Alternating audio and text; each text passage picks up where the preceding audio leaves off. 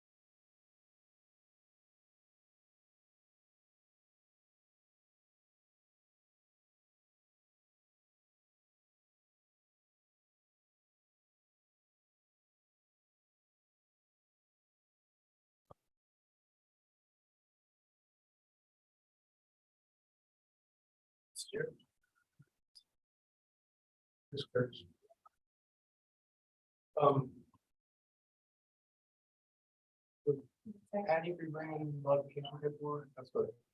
The amendment, I have the amendment here. Oh, okay. Yeah, I'm just adding the fees on there real quick. Oh, gotcha.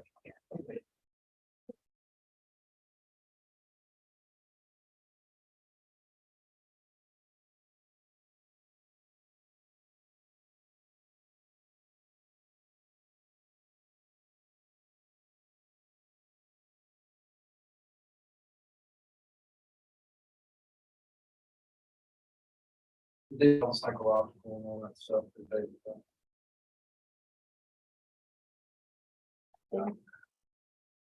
Got add one other mental health case. Oh, yes. I do Oh. that.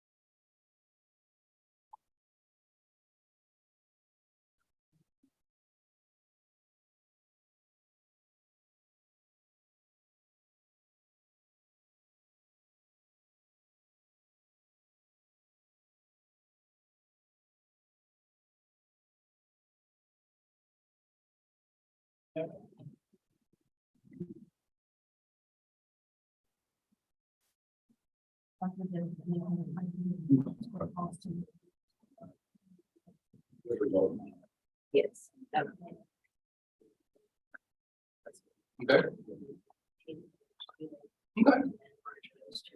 Okay. Great. Submit to. Okay. Do they send you the actual evaluation? I don't know if that Let's was. see if we got that or not. Then Hillary had said something to Rachel in court earlier, but I don't know if we have the actual. I've got a copy if you want it. Okay, let me see it. Well, it's not only a copy. I can make a copy. Okay. I do not have it. Here you go. And I don't know how it works, but he had mentioned. Chip, I don't know if you mentioned or not. So over at Powell and Land, he was saying psychology, he was contract and relation. He said he was planning to wanted to treat him, but I told him that y'all, like y'all was trying to the standards and Sure. I don't know, but I told him I'd let you Yeah, know. if that's the case, we'll just change the wording for this one. They, does it say percent, or should it just say? Public Yeah. and private, so yeah, taking. Okay, I mean, whatever I told. Yeah, take those, film as long as it's been going to the property, progress report. Yeah. Yeah, Tip's good. But I told Chip it was all. Deal, so. I'll let Jarvis know, Okay, get in touch with him. yeah, I think Hillary was gonna, email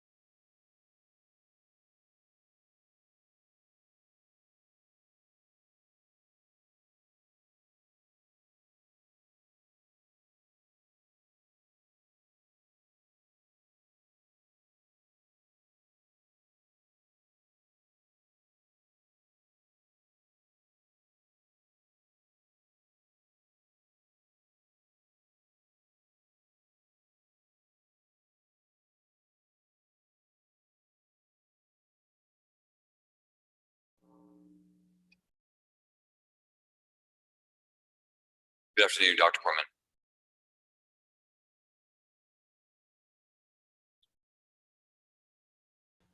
Hello?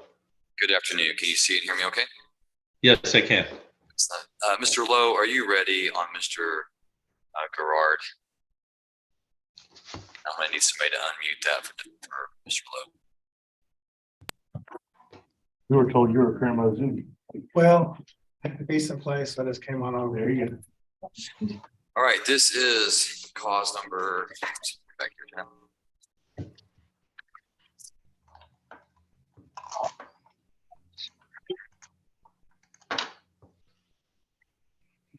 CR 2267, State of Texas versus Robert Garrard. I want to note for the record that jail staff has informed the court that Mr. Garrard, who is set today on application for order to administer psychoactive medication, is refusing to leave his cell and come to court. Mr. Lowe, is there any request by counsel to forcibly make Mr. Garrard appear in court? His attendance would be waived by me, but if you want him there, we can certainly make him come there. Well, my preference would be to have him here, Judge, but my conversations with him yesterday, I'm not sure he'd be willing to provide any benefits, so I think we're ready to proceed without him. Okay. All right. So Dr. Corman, if you will raise your right hand, sir, I'm going to place you under oath. Sir, do you swear that the testimony you give to the court today will be the truth, the whole truth, and nothing but the truth, so help you God? Yes, I do. All right, thank you, sir. And we're here today on Dr. Corman's application for order to administer psychoactive medications. State, are you ready to proceed? Yes, Your Honor. All right, you may proceed, Ms. Heisel. Thank you, Your Honor. I believe that everybody has a copy of the application. So at this time, the state would offer, for limited purposes of this hearing, as State's Exhibit 1, Dr. Corman's application. Any objections, Mr. Lowe? Yes, sir. All right, there being no objection, State's Exhibit 1 is admitted for the limited purposes of the application to administer psychoactive medication. Thank you, Your Honor. Dr. Corman, could you start by saying and spelling your name into the record, please? David Corman, DAVID KORMAN. And could you give us just a brief background and educational and professional background of yourself? I went to UT Southwestern Medical School, graduated in 1983, and afterwards did psychiatric residency, and I've been practicing for nearly 40 years. Okay, and have you previously examined Robert Garrard there in the Van Zandt County Jail? Well, I did it by telemed, yes.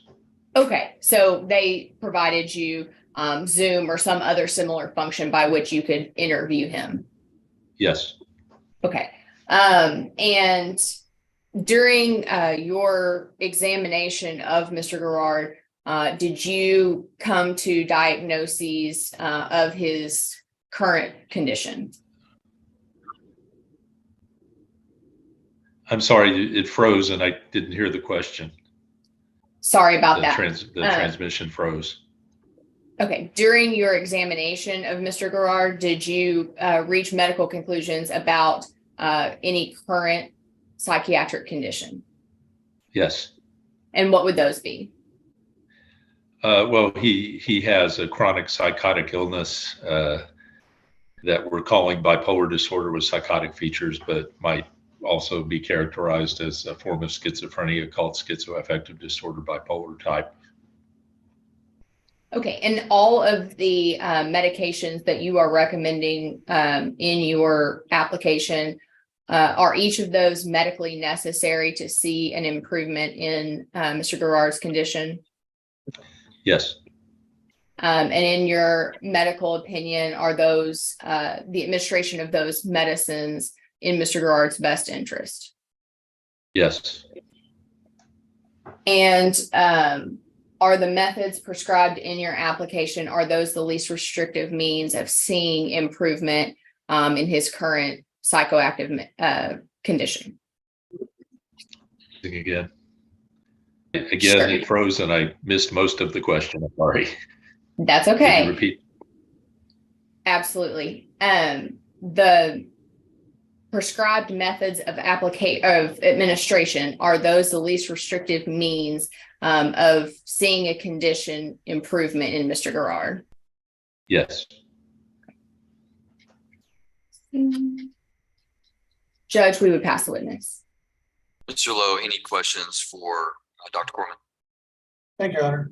So you're under contract with the Andrews Center, or what facility are you under contract with? Yes. Andrews Center. And that's but your office is in Canton? Well, the Andrews Center has, I'm at the satellite clinic in Canton. It's based in Tyler, but Okay, Andrews Center. all right. And I'm sorry to introduce myself. I'm Doug Lowe. I represent Mr. Garrard. Yes. Hello. And so he's opposed to taking any sort of medication to resolve any condition that's alleged. You're aware of that? I am. Okay, so how many times you visited with him? One time by Zoom? Hello? Freezing again. All No right. transmission. All right. You visited with him one time and that's all, is that correct? Well, I visited with him one time. We had an appointment for yesterday, which he declined. I actually treated him several years ago at this clinic in the past, 5 or 6 years ago, I guess. All right. So he and I recognized one another. So tell me what records you reviewed in anticipation of this hearing today. Well, that's a good question. I'm going to have to pull something up on the screen to tell you that. I did review my own previous records and also records from Dr. Russell Packard, who treated him here. And I reviewed the legal paperwork regarding his finding of non-competency to stand trial and the reports associated with that. So you haven't reviewed any jail records, true? You haven't reviewed any jail records? No, I didn't review any records from the jail. I did have a bit of communication from the jail nurse about how he's been doing. All right, but as far as you didn't review any old records before your work at Andrews Center or Dr. Did you say Packard? Packard, Packard. I reviewed those. Yes. Okay, and so your records or the application you filed indicates that you believe that he's a danger to himself or to others? Yes, I believe that to be the case. Well, that's based on one interview and based on your review of the records? Yes, that's correct. You don't have any firsthand knowledge of any incidents he's had with the jail or with himself being him and harming to himself, true? You don't have No, it's based entirely upon my assessment of him on interview. So you're not aware then of any incidents that occurred here at the jail involving himself or other inmates? True? I am not, and I wouldn't have thought that the question of whether he's dangerous was germane to the question of whether he needs medication. But perhaps I'm misunderstanding about the proceedings here. Well, have you read this that you filled out? I filled it out and read it. I haven't seen it in a little bit, and I don't have a copy in front of me. Well, I do. The law makes it pretty germane. That's one of the requirements that you have to, in your application. For him to be court ordered for medication, it's required that he be dangerous to self or others. That is one of the considerations the court has to make. Okay, well, I believe he is. Right, and so, well, let's look at paragraph number 6, just so you'll be aware of what you signed earlier, okay? Paragraph 6, page 2. I can't see that. Well, do you don't have a copy of your application there in front of you? I do not have a copy. I'm unfortunately. Okay. So, you're not aware that he's actively hallucinating. There I'm getting it. That's helpful. I'm aware that he is, okay.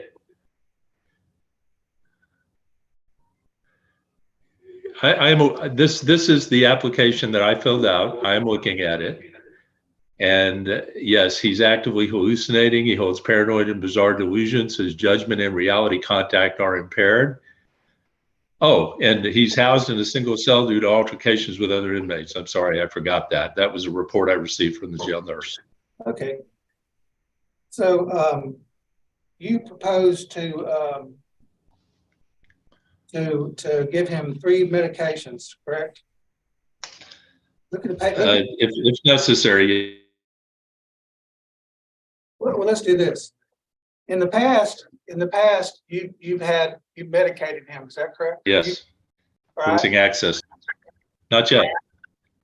I've not medicated him yet. He did not consent for medicine.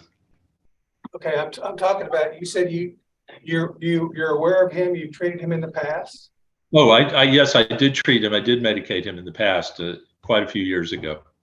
All right. And what medications were those? It was Zyprexa and Depakote were the medicines that he appeared to have responded best to in reviewing the records. Okay. And so how did those work? Did those improve his condition? They were helpful, but he didn't stay on them. All right. So essentially you're prescribing the same 3 medications as you did the last time, with Zyprexa being the main medication?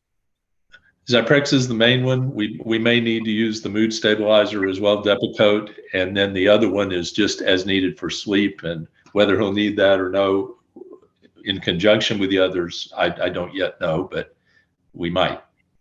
So what side effects are you aware of taking the Zyprexa? What side effects?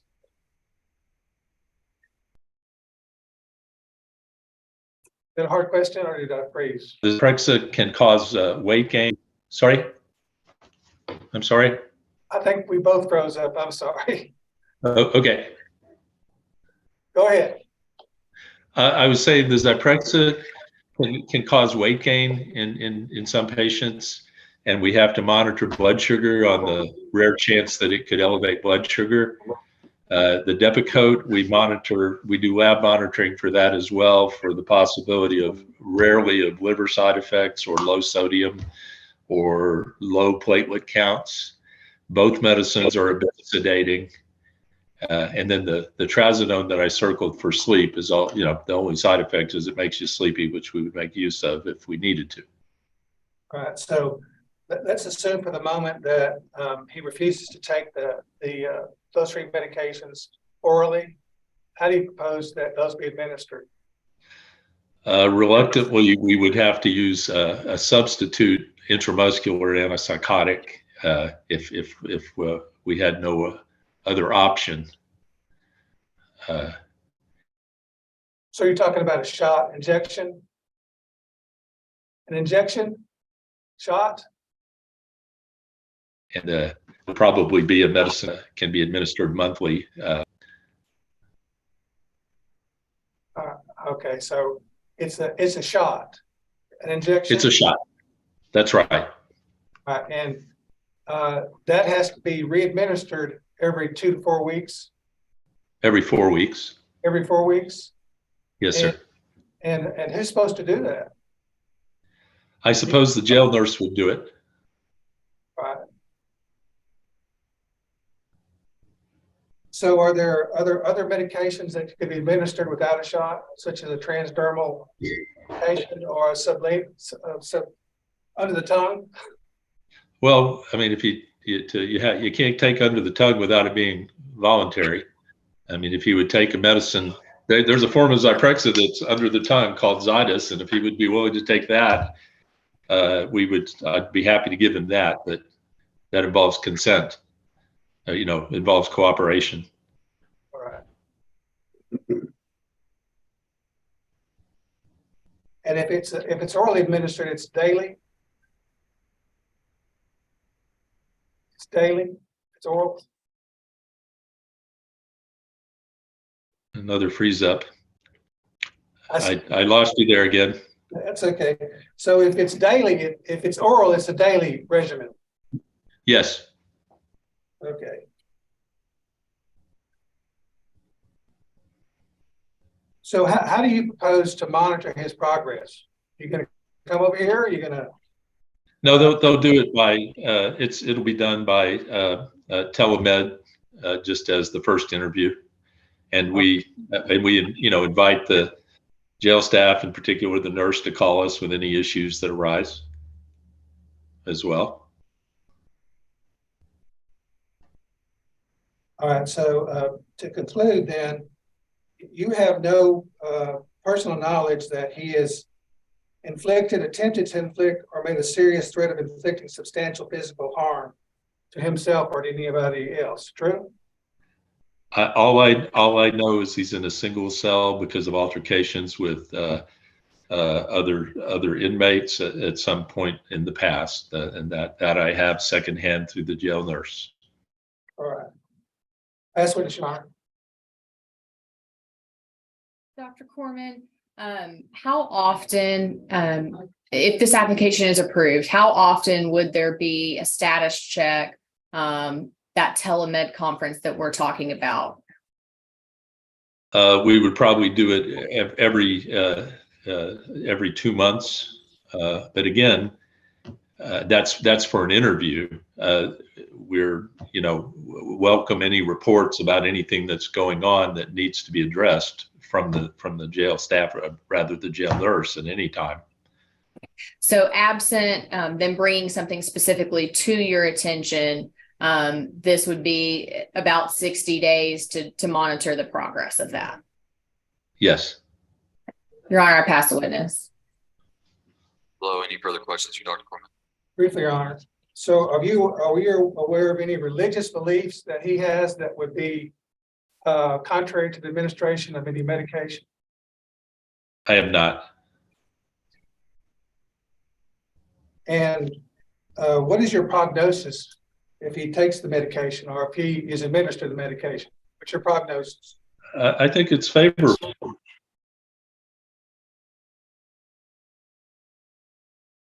And is your testimony there is no other alternative? If he takes antipsychotic, mood stabilizing medicine, there's no alternative. He will not recover spontaneously without treatment. Well, there are other alternatives. There's cognitive therapy. There are other things you could do with a patient who has these kinds of has this disorder. Not so. A person with a chronic psychotic illness and mood disorder is not going to be capable of benefiting from cognitive therapy. That's witness, Your Honor. Your Honor, state has no further questions for Dr. Corman. Okay, Doctor. Yes, sir. Any further questions, Mr. Lowe? No, Your Honor. All right, Dr. Lowe, Dr. Corman, I do have a couple of questions. Do you Yes. believe that if these medications that you have prescribed, if they were administered to Mr. Garrard, that they would in any way affect his ability to communicate with counsel and appropriately react to trial developments? They would improve that if a great deal. So under no circumstance would there be an issue of it detracting or not benefiting him to the point where he would not be able to assist his attorney in the defense of his case once he... I don't know if you can hear me. I cannot hear you. You cannot hear me? Well, I hear you now. Okay. So there would be no circumstance in which these medications would detract from Mr. Gerard's ability to speak with his counsel, assist in his defense should he regain competency? No, I would think not. I mean, if he's on a too strong a dose and it's too sedating, we would lower the dose. But absent that, there's no other reason to think that. Okay. All right. Thank you, Dr. Corman. If there's nothing further from the state or from the defense, then Dr. Corman, you're free to go. Thank you for being here. Thank you, sir. You're welcome. All right. Mr. Lowe, state, any argument? Judge, from the state, just briefly, state would ask you to take judicial notice of Dr. Corman's application. We would defer to his expertise and ask you to follow the recommendations of Dr. Corman. Thank you, Ms. Heisel. Mr. Lowe. Your Honor, just by way of an editorial comment, it disappoints me that the provider that's doing this work doesn't have the wherewithal to come over here and actually visit with his patients. And it disappoints me that the information that he's relying on is secondhand information. There are obviously jail records that he could review to point out to the court that on such and such date that he did whatever activity he was doing. So our assertion, Your Honor, on behalf of Mr. Garrard, is that the state has failed to prove by clear and convincing evidence the allegations set forth in their petition. That's all we have. Thank you, Mr. Lowe. You know, I do have a question. And Mr. Lowe, you provided my coordinator with some legal commentary that included some case law. And I am concerned that under Article 46B, that this court may be required to have the testimony of two physicians testifying about the application of forced medications. I'm not sure if either one of you have an opinion on that. I've read over this a couple of times. I see that one of the issues is that the application appears to be made under 574.104, which I think would be civil commitment statute versus 46B incompetency. It's checked incompetency. I think under 574.104, the testimony of two doctors is not required, but under 46B, there appears to be under the cell case. So I don't know if you want to comment on that, Mr. Lowe, at all. Your Honor, article that I gave you wasn't as helpful as I thought it was going to be. But under 574.106, 2A2, if he is in custody waiting trial in a criminal proceeding and was ordered to receive inpatient mental health service in the 6 months preceding a hearing under this section, which, I'm not the original lawyer in this case, but I assume that has been done, that you had a hearing on that he was found incompetent and that he was ordered to receive these services. So I think under this, it's in the health and safety code. I think, on behalf of Mr. Garrard, we'd love to have two witnesses, but I'm not sure that the statute requires that, Your Honor. So, and the thing that's unusual about 574.104, which is what the doctor did, he files the application, not the state. I guess technically at this point in time, on behalf of Mr. Garrard, I'd object to not having dual witnesses, but I think under this section, it's not required. I think I'm right. I'm not positive, but that's what the article says. The TDCA article, that's what it says. It says two witnesses. Okay.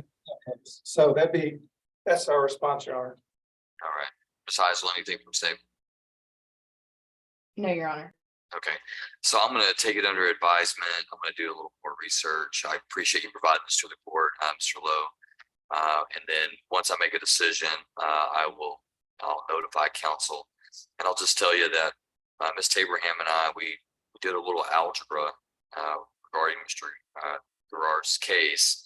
And if Mr. Garrard received competency restoration services at the same rate as our most recent other defendant that was required to go to a hospital that would take violent offenses, we calculated it would take 8.5 years before he would receive a bed based on the current wait time in bed availability and where he is on the list. So board's quite concerned with Mr. Garrard. If for him, just even if he's not being violent or an issue, that he would be housed in the county jail waiting for mental health services for 8 years before he could have the benefit of any mental health medication should he not take it voluntarily. So that's just a commentary from the court to counsel. And I'm going to take this under consideration and then issue a ruling as soon as I can. I'll notify counsel. Thank you, Your Honor. All right. Thank you, Mr. Earl. I appreciate you. All right. Do we have any other counsel that is ready? Your Honor, Brian Schmidt, I'm ready on Anthony Collard. All right. Bring him on up.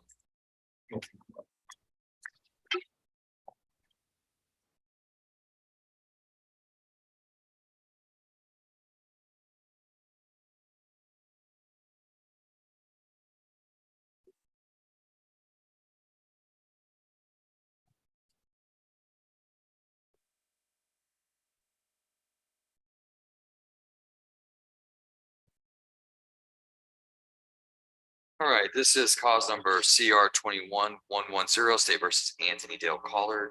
We're set for plea today, Mr. Schmidt, is that correct? Judge, it's an agreed amendment to the terms. The state is willing to withdraw the motion to revoke and continue Mr. Collard with an amendment to his conditions of community supervision. Essentially, I had him evaluated and they have agreed to place him on the mental health caseload, given some information that I provided to the state regarding some things that happened to him just prior to being placed on probation that both the state was unaware of, his prior lawyer was unaware of, and that evaluation has been done, provided to the state, provided to the community supervision department. He is now current on all of his fees. I took care of that last week. And so we're asking the court to approve that agreement. Okay, and is the probation department supportive of having him placed back on supervision? Yes, sir. Okay, and Mr. Schmidt, when you said you took care of all of his fees, was that just probation fees or was that court fees? Judge, we calculated it at today, $400 would cover, and I say me, it was somebody on his behalf, but I came up and paid it. And it showed him being $81 behind, but that did not calculate the fact that he's been in custody since February 1st. He was in Henderson County and then transferred here last Friday. So we could participate in this hearing. And so his fees were waived, his supervision fees were waived. So that puts him at $0 behind on everything, is my understanding. Okay. And I guess perhaps he has a previous case. I'm showing that he owes $2,645. Made a payment to the court collections officer. The last payment was in October of 2021, and he's $1,000 delinquent. So that must be from an unrelated, another conviction or something, not related to this one. But that is something that I'm going to need him to, when he's released, and if we're going to put him back on probation, I need him to be complying with the court order he was previously under to pay those things. So if you'll bring that to his attention, and Mr. Collard, when you get out, you need to report to the courthouse and meet with the court collection officer and talk to them about setting up a payment plan so we can avoid having you arrested. Do you understand? All right, then, Mr. Collard, if you'll raise your right hand, I want to place you under oath. Sir, do you swear that the testimony you give to the court today will be the truth, the whole truth, and nothing but the truth? So help you God. Yes. All right, you can lower again. All right, Mr. Collard, do you understand that the state has filed a motion to revoke your community supervision? Yes. And you understand that what Mr. Schmidt has informed the court is that the state's asking the court to withdraw that motion to continue you on community supervision, but to amend your community supervision conditions. And I don't know what they're amending you to, but I'm assuming that you do. And can you tell me what you're being amended to? What they're adding? For mental health. For mental health, okay. And you understand that you don't have to enter into that agreement today. You understand that? But you're telling me that you want to resolve your case in this manner. Is that correct? Yes. And has anybody forced you, made you feel like you had to enter into an agreement today? You're pleased with Mr. Schmidt as your attorney, and you understand everything that you've read and signed today. Okay. And do you have any questions for Mr. Schmidt or the court? All right, Mr. Schmidt, in consideration of his mental health concerns, you do believe though that he's competent today to amend his community supervision conditions in this agreement? Absolutely, Judge. There's no issue regarding competency. Okay, all right, then the court will approve the agreement and the court will grant state's motion to withdraw, the motion to revoke. Court will continue Mr. Collard on community supervision and will amend his community supervision conditions to include placement on the mental health caseload. So, Mr. Collard, once you get out, I want you to go meet with your probation officer and get squared away with them. And then I want you to make your way over to the courthouse if it's before 5 p.m. and meet with the court collections officer and let them know you're there to make payments. And then let's get you back on a payment plan and going in the right direction. Okay. All right. Thank you, Mr. Collard. Your excuse. Your Honor, I have the state's motion to dismiss and the motion to and the amendment. Do you want me to bring those to the courthouse for you to No. sign? You just give that to Ms. Burns there. She'll bring it over. Okay, very good. Thank you, Judge. Thanks. Your excuse.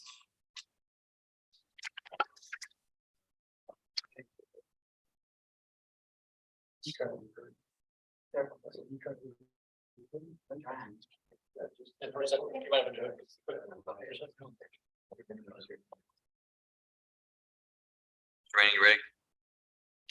Judge, Mr. Leonard Williams. Leonard Williams, CR 20372. All right, Mr. Williams, the court has appointed the Honorable Jonathan Manning to represent you. You did not hire an attorney, and I'm not even sure you requested a court-appointed attorney, but the court can't let you sit in jail forever. So Mr. Manning's been appointed to represent you.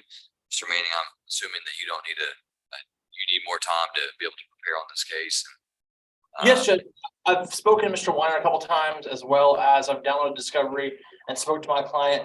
And we've asked to be set on the contested docket. I think I have a issue that will be getting filed and get that, if we can get that not on this week's contested docket, but our next contested docket, possibly in April or at latest May. I'll tell you what I'll do. I will, how about we set it for, you're telling me that you're for sure going to file a motion? Judge, there's one more thing I have to check on, but based on what my clients told me, what I've seen so far, I believe, yes, I'm gonna need to file a motion unless I'm able to speak to the state and have something positive happen with them. All right, court will set Mr. Williams for, it's going to be evidentiary. Yes, Judge. All right, court will set evidentiary hearing on April 27th at 9 a.m. Then your motion will have to be filed at least 7 days prior to that date, served upon the state. Yes, Judge.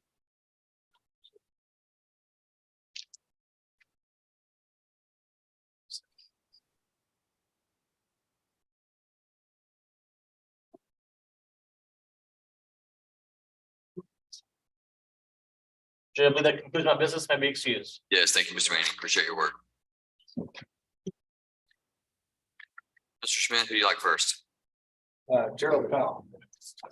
All right, Gerald Powell, if you will approach, sir. This is cause number CR 21235. And I believe that we're set for status on Dr. Proctor's report. Any announcements? That's my understanding as well, Judge. I have not received any updates. I don't know that that report's in yet. Is it a defensive report or a state report? It's the state's expert judgment. Okay. Judge, if you give me a moment, I'm going to go talk with Ms. Curry and see if we have an update on that. Judge, I just tried. Ms. Curry is on the phone. I was not able to get an answer from her. Maybe Mr. Woodwhite can catch her. But my understanding, and as far as I know, we have not received Dr. Proctor's report yet. All right, let's do this. Mr. Powell, have a seat. I'll recall you in just a moment. We'll see if we can get that information. do you like next, Mr. Schmidt? Bobby Land, I'm sorry, I didn't hear that. Land, Land. All right, Bobby Wayne Land, CR 18145, or motion to revoke. Go ahead, Mr. Schmidt. I've recently been appointed Mr. Land. I have had an opportunity to meet with him on the state's motion. I have not met with the state yet. But asked that this be reset. It's an opportunity to do that. All right, court will set Mr. Land for the contested docket on April 27th. That'll be at 1:30.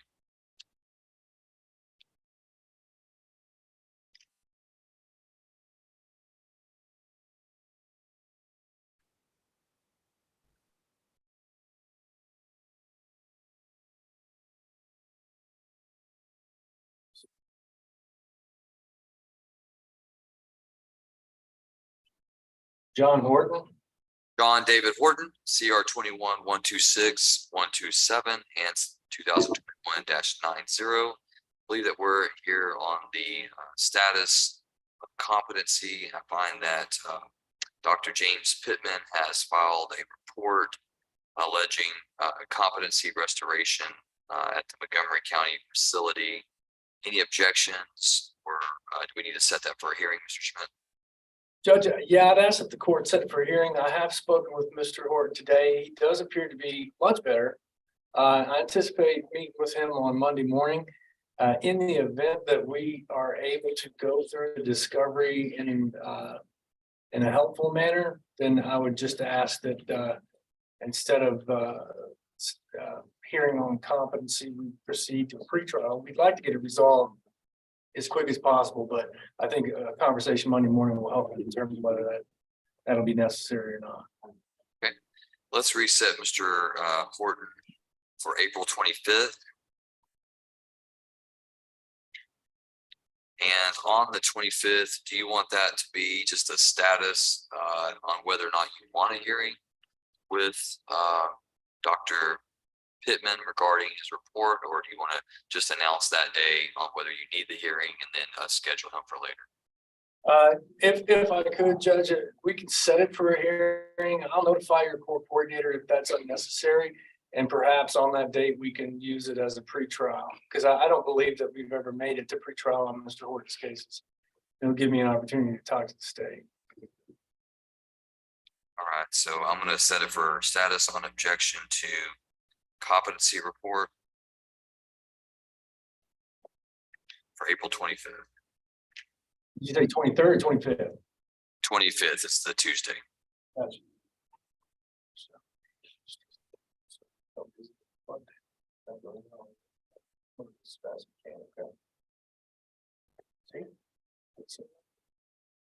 And Mr. Schmidt, let me ask, just while I'm thinking about it, I'm assuming that Dr. Pittman, I believe he's in Montgomery County.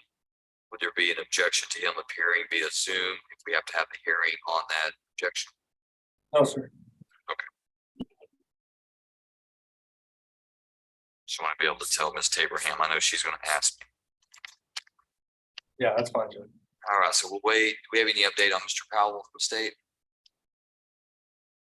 Judge, Miss Curry says that we are in contact with him. He is requesting additional information, but we don't have it in. He wants to talk to the sister. He wants some additional videos, but we don't have a projected date at this time. Miss Curry is going to follow up with him and see if we can expedite that, but we can only make him go as fast as he will go.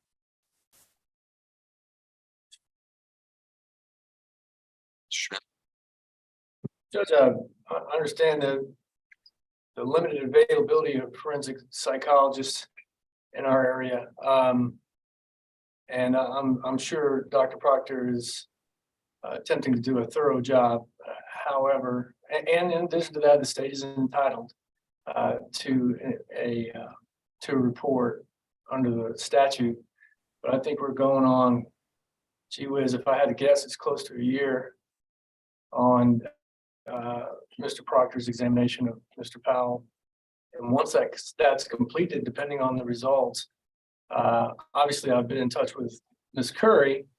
If the results are as we anticipate, then we may have a resolution, but obviously that's not even close to a guarantee At which point I have a retained expert as well that would then repeat the process of going through the examination process. Hopefully it wouldn't take nearly as long.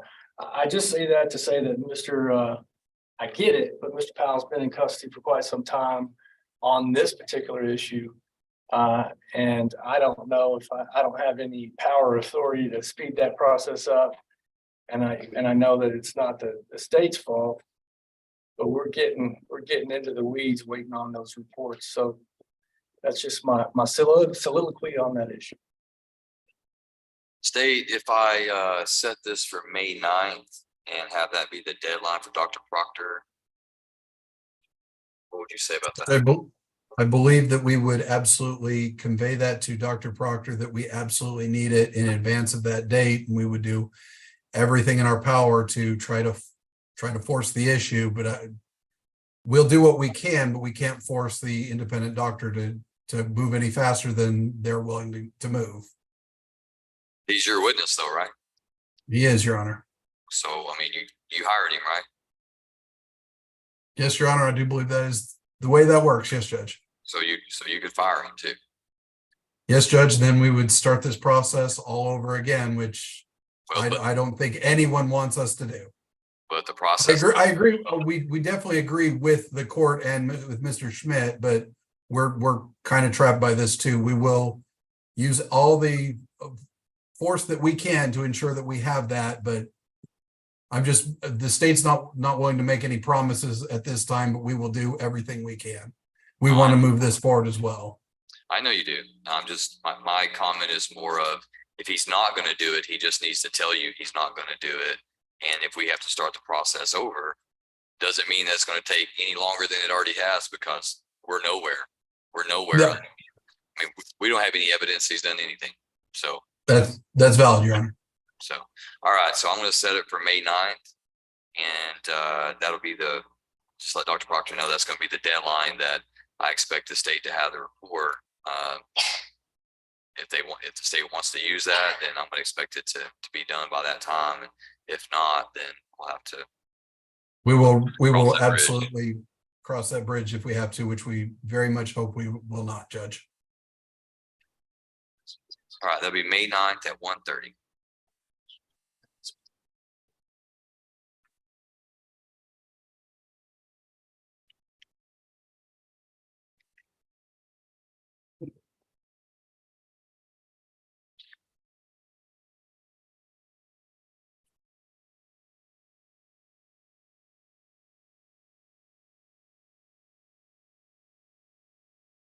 I don't think Mr. Fulbright wants to go back.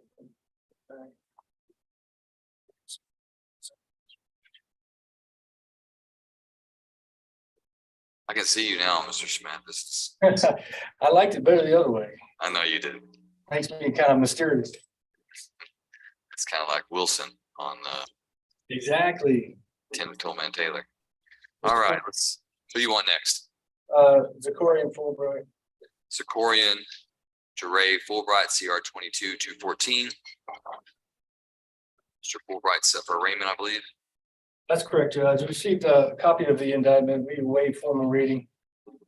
Enter a plea not guilty. His name spelled correctly. Asked that be set for a pretrial hearing. All right, court will enter Mr. Fulbright's plea of not guilty into the record, finds he's waived the formal requirements of arraignment. We will set this matter for pretrial hearing on Tuesday, May 9th at 1:30. If Mr. Fulbright makes bail, then the hearings will be at 9 a.m. Judge, to that end, I notified the court that this morning I filed a motion to reinstate bond on the indicted case and a writ on the unindicted cases, and I would ask the court to set that matter Thursday if there's no objection. This Thursday? Yes, sir. Any objection from the state? Judge, I don't believe so. I am checking our records to see if we have any information on the unindicted.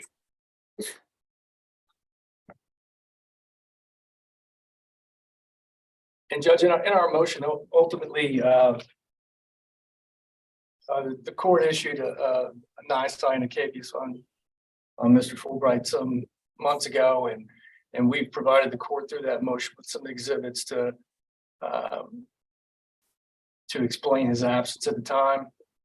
And I believe, short of testimony, that he was on bond on all those charges at the point in which the court issued the capias. So we're asking the court to reconsider that, as well as to take up the issues of the other bonds. I served the state and I haven't had a chance to review it yet, and I haven't spoken to him yet either, but I suspect between now and Thursday, we can definitely chat about it and maybe we can get something done. I was about to say, Mr. Schmidt, if you could email that directly to me, and then state can be prepared on Thursday, Your Honor, to have a written hearing on Mr. Fulbright. You said you can be?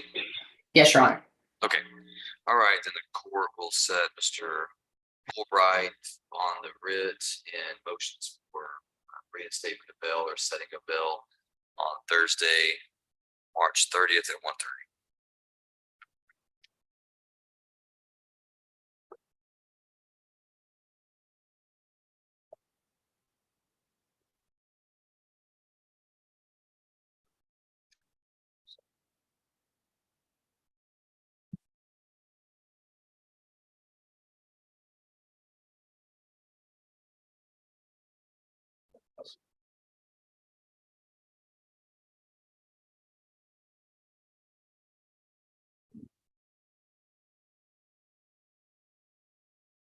Are you ready on now?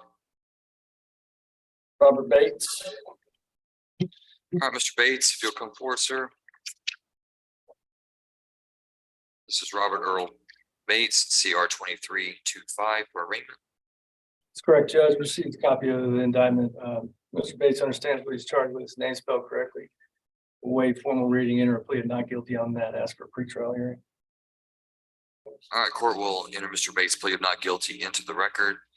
Find that he waives the formal requirements of arraignment, and the court sets Mr. Bates for pretrial hearing on Tuesday, May 9th. And that'll be at 1:30, so long as Mr. Bates in jail. If he is on bail, it'll be at 9 a.m. Okay, so see if I can get something done. Great to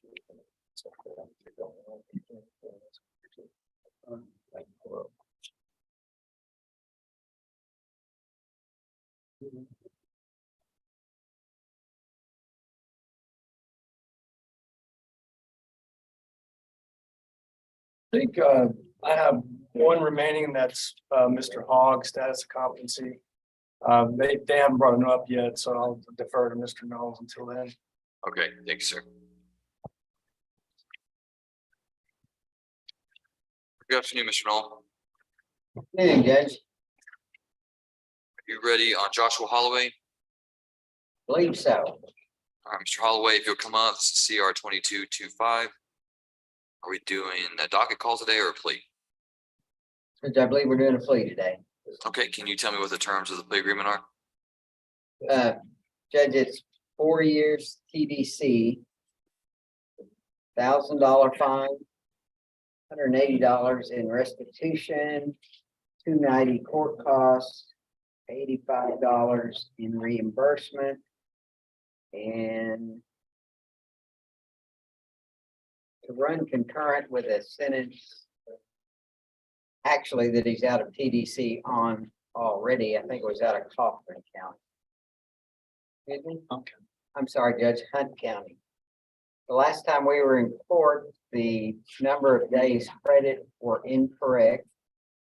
I went and met with Patty, who actually called the TDC unit to verify that he was in fact in that TDC unit with the hold still on him. So the number of days credit, and it is reflected in this judgment, are 460 days as of today's date.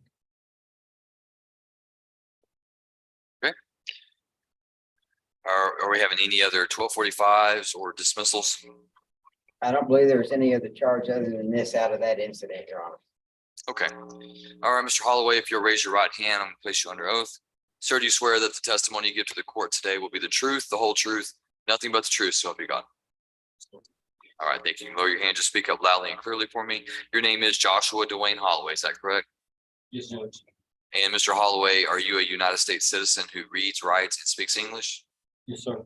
Have you ever been diagnosed with any type of mental condition? No, sir. In this case, you're represented by your attorney, Mr. Kurt Knoll. Are you pleased with his representation of you? Yes, sir. Do you feel like you've had enough time to talk with him about your case to the point that you've had all of your legal questions answered?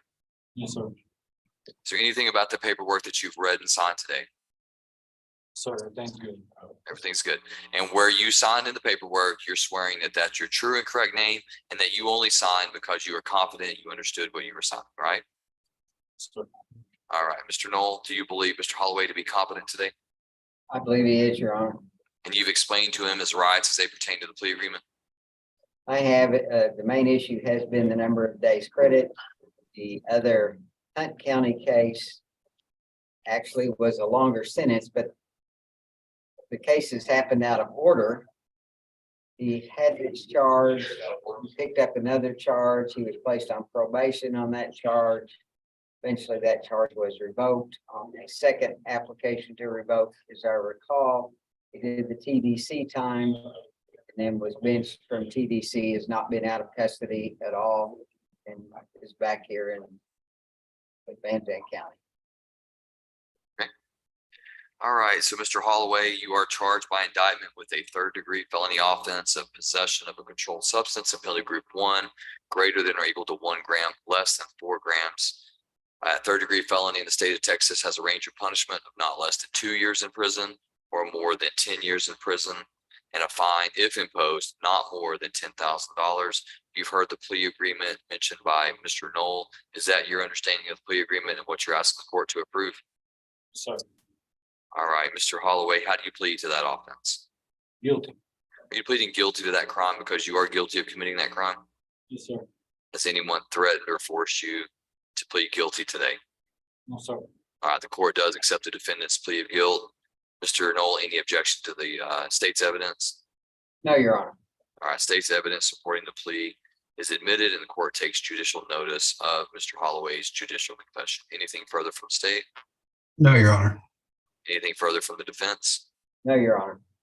All right, Mr. Woodwhite, can you give me the facts to support the plea? Yes, Your Honor. On the date in question, the constable of precinct 1 sees a vehicle at a tow yard and confirms that no one's supposed to be there with the owner of the yard and calls Grand Saline Police Department to assist. Grand Saline responds, sees the vehicle and driver, and says that she was getting her property out of her vehicle and allegedly the owner knew she was doing so. This defendant is the front seat passenger and it appears to be nervous. Grand Saline sees him make furtive movements with his left hand, moving his left hand near his pocket, from his pocket to near his left leg. Grand Saline asks if anyone is wanted. This defendant says he may be wanted out of Hunt County. That's what we're talking about previously. Grand Saline confirms he is wanted and arrests him. They ask the driver for consent to search. The driver gives it, and where he was sitting, where his making the furtive movements, they find a bag with 1.18 grams of meth in it. Thank you, Mr. Woodwhite. Any objection to that summary? No, Your Honor. All right, then, based on the evidence presented to the court finds that there is sufficient evidence to convict Joshua Dwayne Holloway of this offense. The court follows the plea agreement in this matter. And the recommendation of the state, the court hereby convicts Mr. Holloway of possession of a controlled substance in penalty group 1 between 1 grams and 4 grams. The court assesses his sentence at 4 years confinement in the Texas Department of Criminal Justice. Institutional division, the court assesses a $1,000 fine, $180 restitution, $290 court cost, $85 reimbursement fees. The court awards Mr. Holloway 460 days credit for the time that he has spent in jail on this cause. The court will order that this sentence run concurrent with the Hunt County sentence in which he is serving time at the Texas Department of Criminal Justice. Mr. Holloway, you're hereby remanded to the custody of the sheriff so he can carry out the terms and conditions of the sentence. Have you step over with Deputy Everett to be fingerprinted? Sir, thank you, Judge. You're welcome. If that's all I have, man, I'll be excused. Yes, thank you, Mr. Knoll. Appreciate you being here.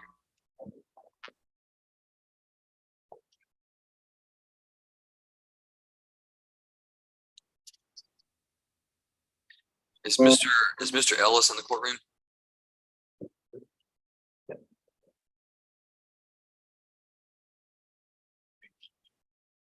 All right, good afternoon, Mr. Ellis. I want to bring Mr. Sanders in. He's going to be appearing via Zoom today.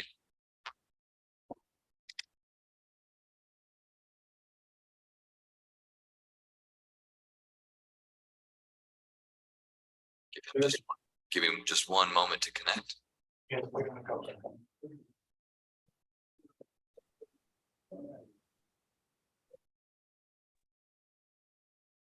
All right, good afternoon, Mr. Sanders. Good afternoon, Judge. All right, this is cause number CR 19305, State versus Donald Brian Ellis. And this is the status on the DNA reports. Any information from the state? Judge, this is actually on defense's request that it is being examined. I don't believe from my communications with Mr. Sanders that there is an update, but I'll defer to him on that. Okay, I'm sorry. I thought you were in contact with DPS regarding the testing. So that's my mistake. Go ahead, Mr. Sanders. And Judge, I had, after our last hearing in December, I sent both of the orders that the court had signed to Stacy McDonald. And then I checked, I hadn't heard back anything from her or from their office. So I'd sent an email yesterday just to follow up. I hadn't heard anything back today, but I can check again. In fact, I can go ahead. I can even call too, and I can even just even email the court and the state with an update, after today. But to this point, I haven't heard anything. Remind me, did they give us a estimation the last time we went through this? I thought that they did, because I was thinking that from what I had here,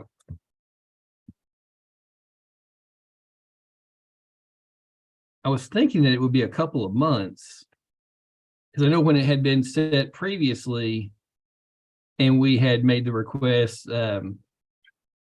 maybe back at the end of September, that we were thinking that maybe by end of December or sometime in December we might know. So that's what I was kind of anticipating. It would be sometime within 2 or 3 months. But the other part that I got to thinking about was that if they know that the trial date is October 2nd, which I let her know that they might be kind of working backwards from maybe what's more urgent in terms of trial dates to less urgent. But that's about all I know at this point. Okay, then the court will set another status on the DNA testing for April 25th. Are you available on that day, Mr. Sanders? Yes, Judge, that'd work fine. Okay, and then if we need to set 2 trial dates for Mr. Ellis, you'll let me know. We could set one trial for May. That's true. That might change things a little bit. And then the real trial for October. So If that would help, we may have to talk about that. Yeah. we could call one primary and one secondary. Anyway, so we're going to we'll set Mr. Ellis for another status, and any information that you get between now and then, if you'll update the state and the court, I'd appreciate it. Okay, definitely. Yeah. All right, is that all you have today, Mr. Sanders? Yes, it is, Judge. Okay. All right, then, Mr. Ellis, we'll see you back on April 25th. 25th. Sir, 25th, I'm sorry, I can't hear you. April 25th. Yes, sir, April 25th. So I'm just going to kind of reset it 30 days at a time until we figure out what the update is on the report. Thank you. All right, you're welcome, sir. Thank you, Judge. You're welcome, Mr. Sanders. Ms. Heisel, was I the only one that was seeing that screen flip back and forth, or was that? Judge, I thought I was having an epileptic fit. I didn't. I was afraid it was me, so I was afraid to say anything because I think it's me, because I've had that recently on another Zoom hearing, so it might be my computer. you were freaking me out, Mr. Sanders. There you go again. Made me feel like Max Hedren here. And for you young people, y'all need to go Google Max Hedron and Pepsi. You'll understand what I'm saying. All right, thank you, Mr. Sanders. Get off my screen. All right, Mr. Schmidt, are you ready on Mr. Augenstein? Judge, I don't believe he is in custody here still. I believe Dallas County has him. I know that the state has recently indicted him on an additional charge for which I do not represent him. And ultimately, I have been meaning to file a motion to withdraw on the case I do represent him on for like forever. Somehow I keep not doing that. That's my status report. Okay. State, you thinking bench warrant or let Dallas keep him? Dismissal? Judge, I believe we've already issued a bench warrant for Dallas, and Dallas refuses to release him because Mr. Schmidt and I had an agreement in chief. Obviously that was before the new charges popped up. And I suspect Mr. Woodwike is assigned the new case. We haven't had a chat about it, but I suspect that will change my offer on the existing charge. So I don't know at this point what to do other than, I mean, I believe your court has already issued a bench warrant and Dallas County says tough luck. So That's my understanding as well. They refused to honor the bench. Well, perhaps we could do another one. I'll just take it up there myself. Brian and I can go up there. I can hand it to him and Brian can bring them back for us. but they would like that. Crack some kneecaps while we go. Take some news media with us. Mhm. Let's see. Okay, so I guess do we know what he's being held on in Dallas County? What type of charge or level? I'm uncertain myself. Judge, my criminal history review appears, again, these are pending charges, so obviously not convictions.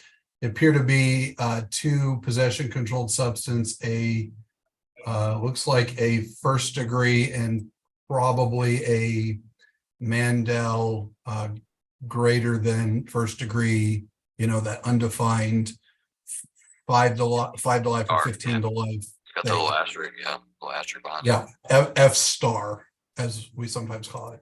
What about the new allegation here? What level is it? It's a 3rd degree theft, Your Honor. All right, I guess let's see what Dallas County is going to do. Let's reset one more time. Let's set it out 60 days and we'll go from there. And Judge, I don't know. I don't think we've ever Zoomed from Dallas County. I don't know if they have that ability. If Mr. Schmidt is going to have a motion to withdraw as counsel, that may be something we can handle on Zoom, because if he's unrepresented and there is no agreement, Chief, then I'm not sure we want to bench him back quite yet. So whatever the court wants to do, state will be here. But that's something to consider as well. Ms. Taberham, are you there? Let's see if she's going to ask her. Hey, Patty, Yes, sir. have we ever had any contact with Dallas County? Do they have internet up there, cameras and stuff? I haven't ever asked. I know that they won't send them back on a bench warrant. But I can check and see. Would you mind inquiring if they do have internet connections and cameras and that ability like we do here on the side of the Trinity?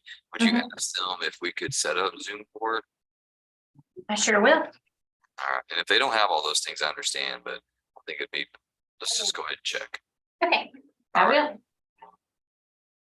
All right, Mr. Schmidt, I don't want to set you on your vacation here. You're out in July. What if we set this? What if we set this June 13th? Any problem with that, Mr. Schmidt? I do, Judge. That's the day before my birthday. And it's going to be a long week that week. I thought the court had me set on the first week of June already this morning. Like June, it's a Thursday. Yeah, you sent me this morning for that June 6th, I think. No. No, I didn't. June 6th, a trial week. June something. It wasn't 13th, it was, June 27th. yeah. That sounds right. What'd you say? Financials on here. Financials on Estrich. All right, how about we set, for June 27th also? Perfect. I'll give you a week to recover from your birthday week. I'll need it, yeah. Well, I know, we're close in age, so I know that those weeks can be exhausting. So it Yeah. takes a while to rebound at our age. A landmark, it's a landmark for sure. Okay, so that's gonna be June 27th. On June 27th on status. If Dallas County has technology.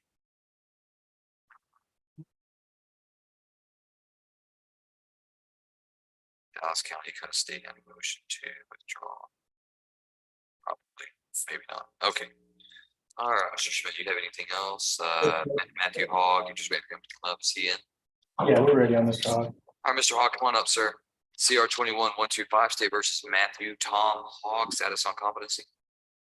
That's correct, Judge, and I received and read the competency report on Mr. Hogg where he's been deemed competent to stand trial on his motion to revoke.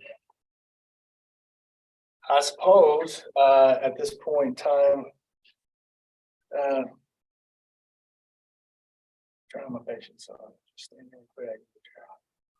I suppose we're ready to proceed, and ultimately, Mr. Hogg's got some issues he'd like addressed. One of those being his bond. We would file a motion to reduce bond pending a resolution of his motion to revoke, and we'd ask that it be set on a contested hearing date as soon as possible. When was the motion to set bail? When was that filed? Filed that, Judge. I will have filed it. There is not a motion on file at this point in time, but I will have filed a motion this week. At his Okay, at his request. All right, then we'll set Mr. Hogg for a hearing on the primary case. You said that's a motion to, is that a motion to revoke or adjudicate? Yes, sir. All right, we'll set that April 27th.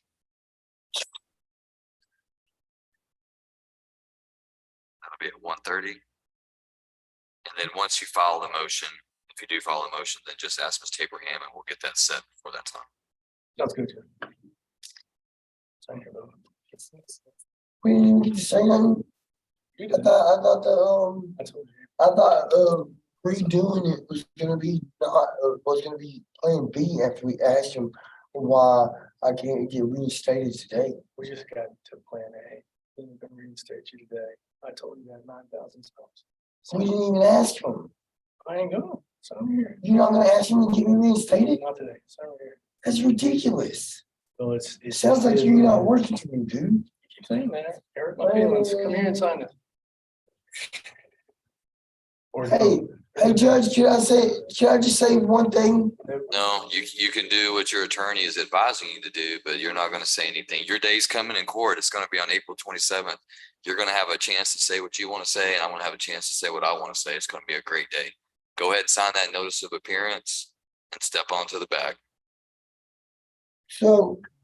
No, just sign it and step onto the bag. Do what's in your best interest and keep your mouth closed.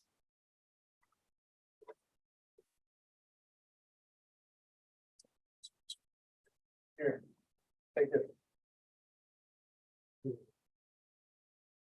Believe that's all I have today, Judge. Appreciate the court's indulgence, etc. Whatever. Court obliges you in its indulgences. Thank you. Thank you. Appreciate your work and your service to the people of the state of Texas. Okay, Bye, Mr. Hogg. We'll see you soon. I agree, Mr. Chris Martin. See you, Mr. Matthew Tom Hogg. Have a great day.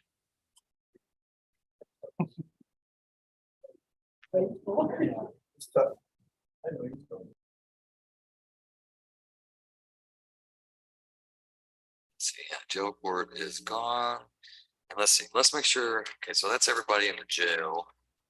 Let's make sure that it's everybody. All right, so for the record, Brett Turnage, CR 2198, CR 2199. I just want to put this on record. Mr. Wood is attending a federal hearing at 2, was unable to make it today. Mr. Turnage was transferred to Vernon State Hospital on February 22nd, 2023. So we'll note that for a record and hope that Mr. Turnage is finally getting the help that he needs. And Mr. Turnage's data was used to calculate when we believe that Mr. Garrard may end up somewhere, like Vernon State Hospital. So I hope that's not the case, but that was the most recent data we had. So that's what I used, and I actually solved for X. I was kind of proud of myself. So I did have to, call my daughter in 7th grade and ask her for a little help. I was going to say, I'm sure the people of Van Zandt County are very proud that their elected district judge can do 8th grade math, which I'm not being too judgy because I'm not sure I could do it at this point. So I'm glad that you can, Judge. I'm not sure I did it by myself. It was just a good thing I had a daughter in the junior high at the time. So It's just a credit to the Canton Public Schools. there you go. I like that. All right. And so on Mr. Garrard, I do need to set him, and Mr. Lowe's already gone. I didn't even check. Oh, the Garrard, yes, schedule. Judge. So let's just set him for May 9th. And that'll give me some time, and I'll have Patty communicate that to Mr. Lowe. And if that date's a problem, Mr. Lowe, I may allow him to just let me know when he wants to change it. We'll just change it without a continuance, okay? But I'll be sure to stay in contact with y'all.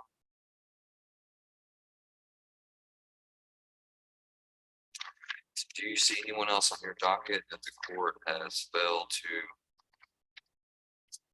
address? Judge, I say I show DeAndre Davis. Oh, yes, that's true. I do need to see Ron sign off. So let me get him back on.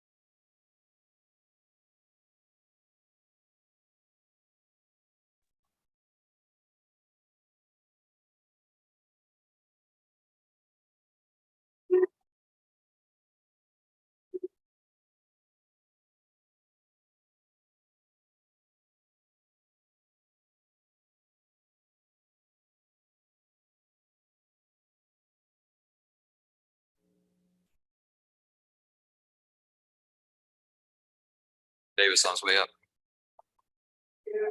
They're getting them. Okay.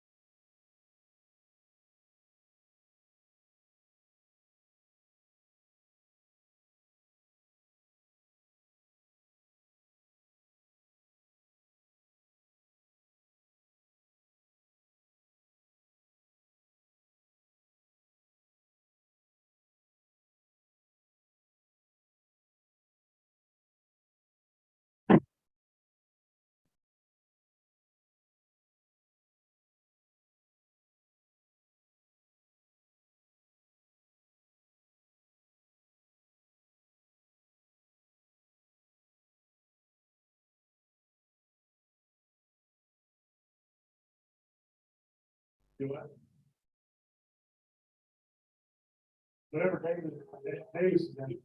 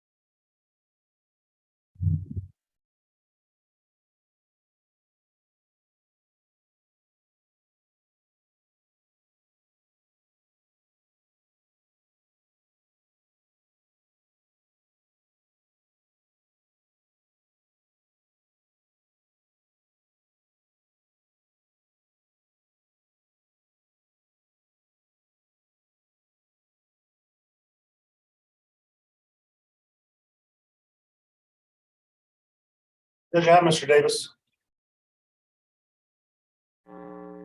All right, this is cause number CR 23-27, State versus DeAndre Deshaun Davis, set for arraignment. Mr. Davis, tell me what's your plan on having an attorney? I don't have an attorney. You don't want an attorney? I don't have one. I know you don't have one. Why do you not have one?